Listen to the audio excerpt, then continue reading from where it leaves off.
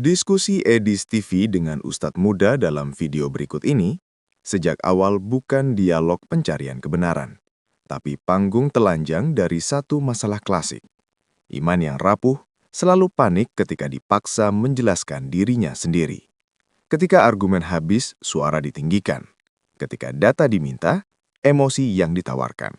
Dan ketika definisi dasar pun tak sanggup dirumuskan, yang keluar hanyalah tuduhan, olok-olok, dan pengalihan isu.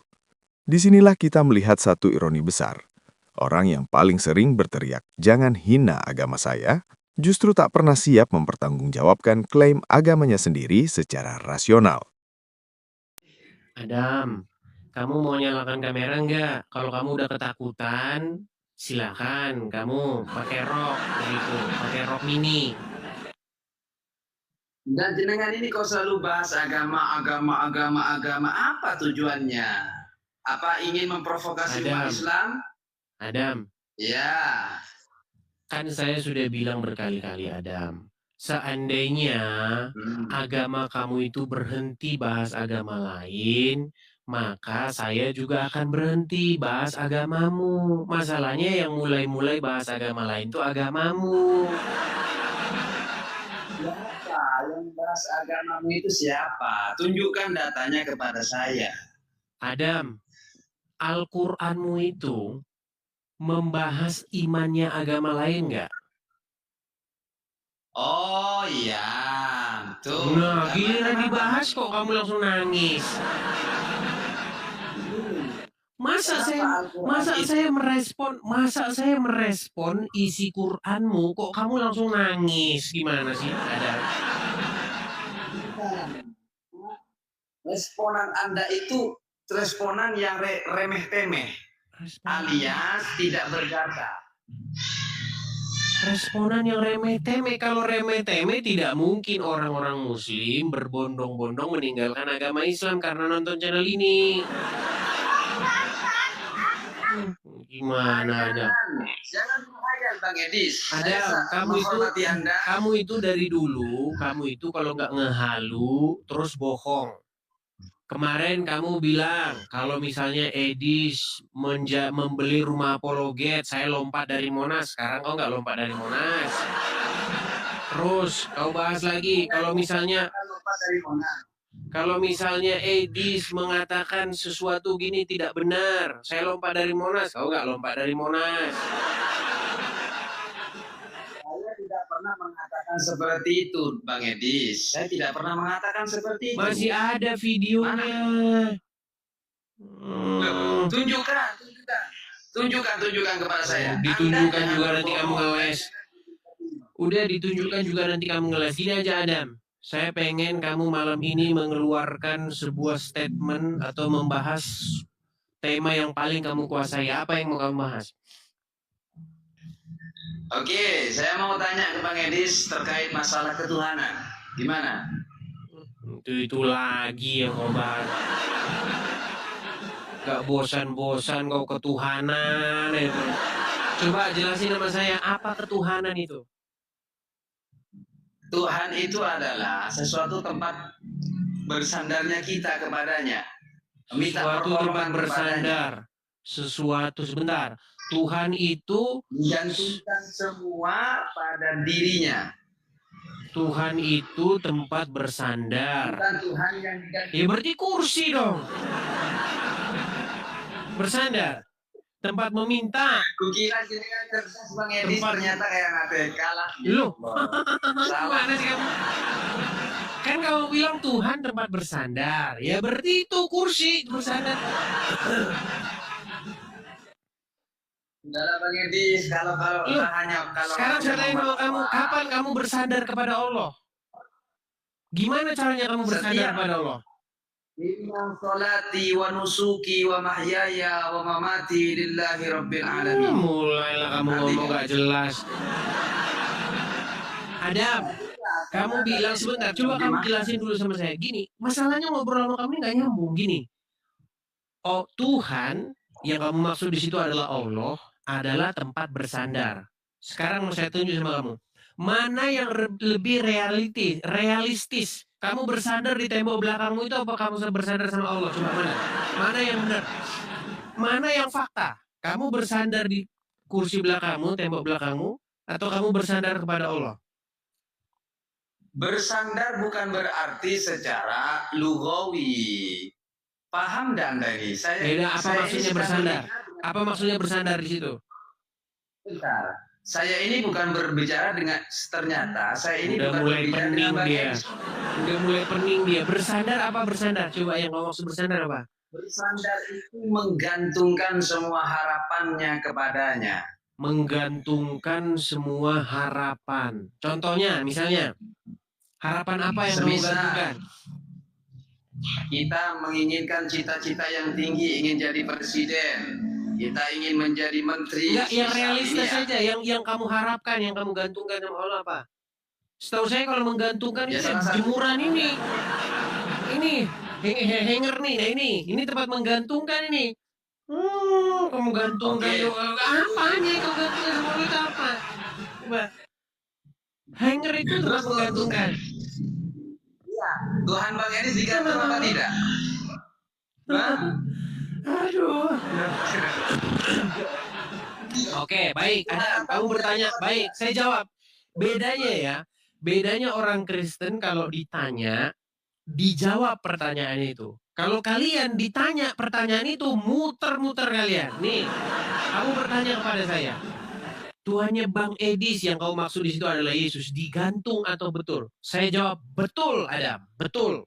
Dia digantungkan pada kayu salib. Betul. Tetapi pada hari yang ketiga ia bangkit. Tuh, saya jawab kan? Walaupun bagi kamu itu Ya. aneh, lucu, ya nggak apa-apa. Yang penting saya jawab. Itulah bedanya kita. Kalau kamu tanya sama saya tentang Kristen, saya jawab. Kalau kamu saya tanya tentang Islam, muter kamu, muter. Kayak ular.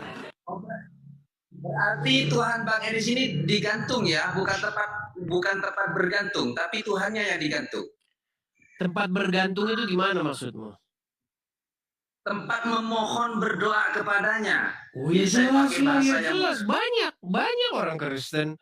Ketika Tuhan Yesus berjalan di kota-kota di Yerusalem, banyak orang-orang itu berharap meminta kepada Yesus. Contoh, ada orang buta. Dia memohon kepada Yesus. Ya Yesus anak Daud, aku ingin melihat lagi. Dia buta. Disembuhkan dia matanya orang buta. Lah terus yang disembuhkan sama Allah apa?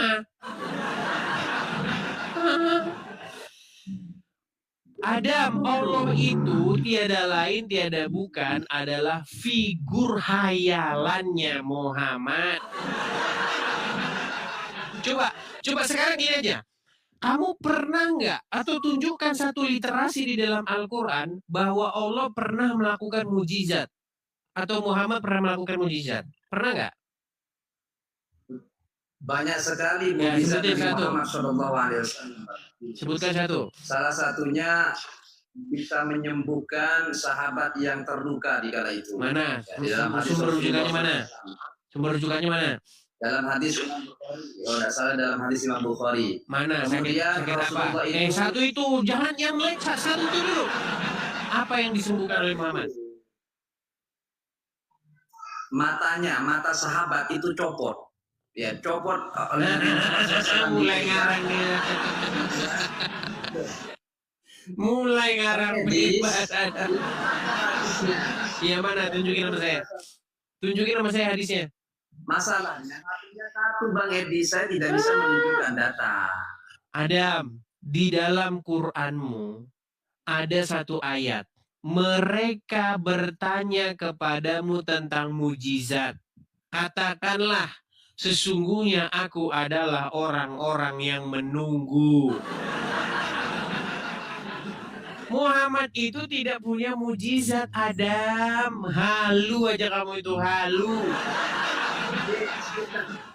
Mujizat itu apa sih Bang Edi? Coba tunjukkan kepada saya datanya. Oke, Mujizat baik. itu apa? Apa pengertian mujizat? Nih, saya tunjukkan sama kamu ya. Kita buka ya. Tunjukkan ya.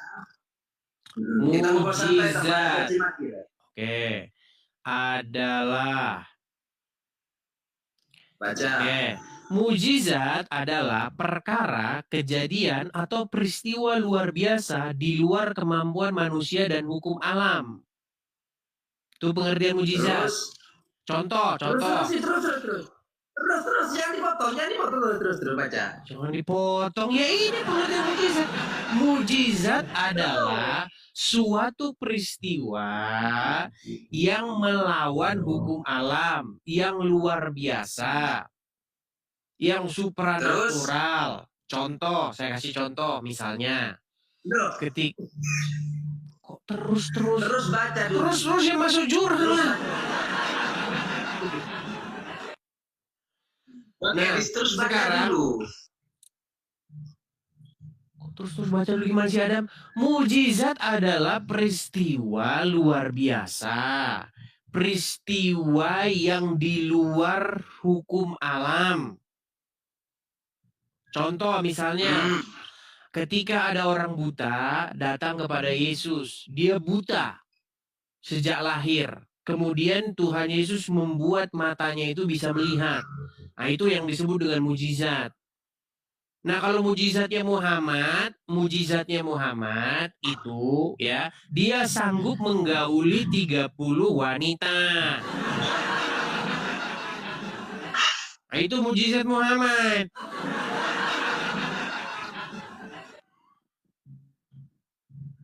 Pura-pura kau kan, pura-pura bingung kan?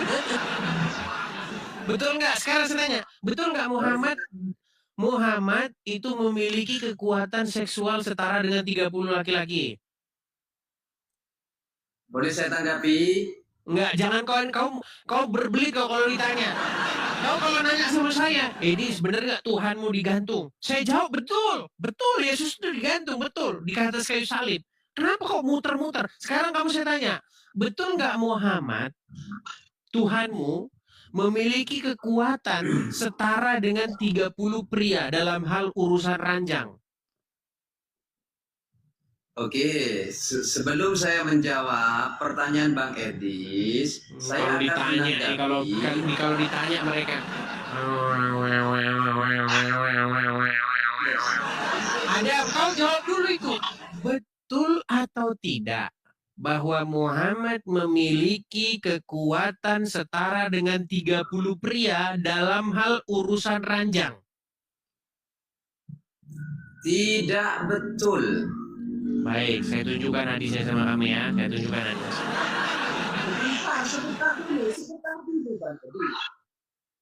Sebentar.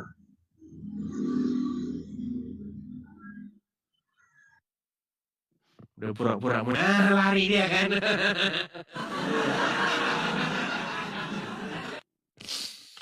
Lari. Sejak awal, percakapan ini sudah kehilangan ruhnya sebagai dialog pencarian kebenaran. Yang tersisa hanyalah kegaduhan, saling potong, dan kepanikan yang dibungkus dengan teriakan "jangan provokasi agama saya". Padahal, ironi paling telanjang justru ada di sini. Orang yang paling keras melarang agamanya dikritik adalah orang yang paling sering mengkritik agama lain melalui kitab sucinya sendiri.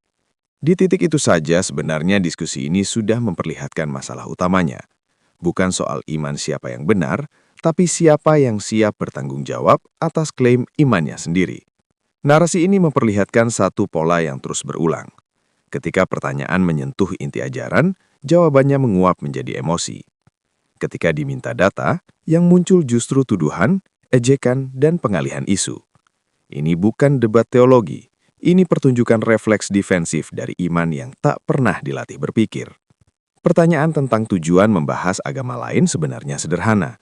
Jika sebuah agama mengklaim dirinya membawa kebenaran universal, maka klaim itu secara otomatis terbuka untuk diuji.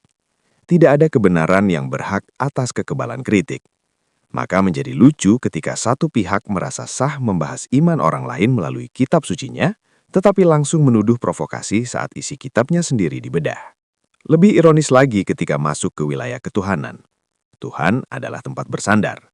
Kalimat ini terdengar sakral, tetapi runtuh seketika ketika diminta dijelaskan. Bersandar apa? Bersandar bagaimana?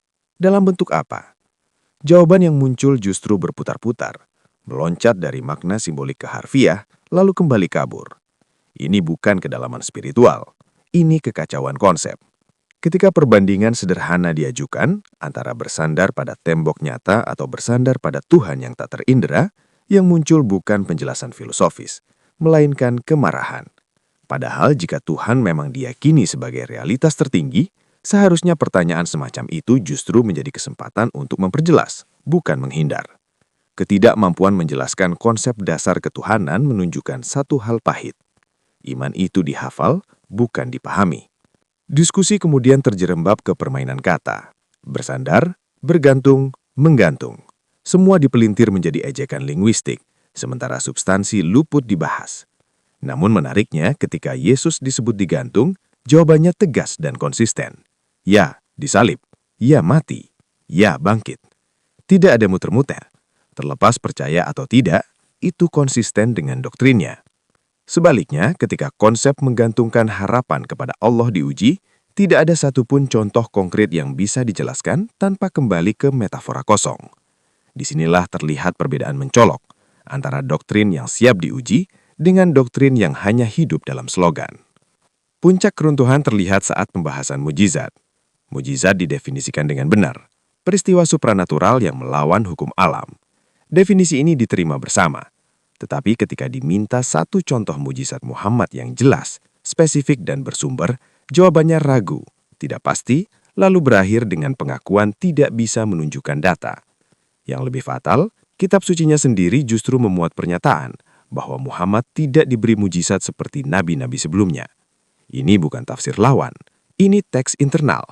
Maka ketika klaim mujizat tetap dipaksakan tanpa data, yang dipertahankan bukan kebenaran, melainkan gengsi identitas. Ketika hadis tentang kekuatan seksual Muhammad diangkat, responsnya pun sama, penolakan emosional sebelum verifikasi. Padahal hadis itu tercatat dalam literatur yang selama ini dianggap sahih. Inilah iman selektif. Teks diterima ketika menguntungkan, ditolak ketika terasa memalukan. Sepanjang percakapan, pola itu terus berulang. Ditanya definisi, muter. Diminta sumber, mengelak. Didesak logika, menyerang pribadi.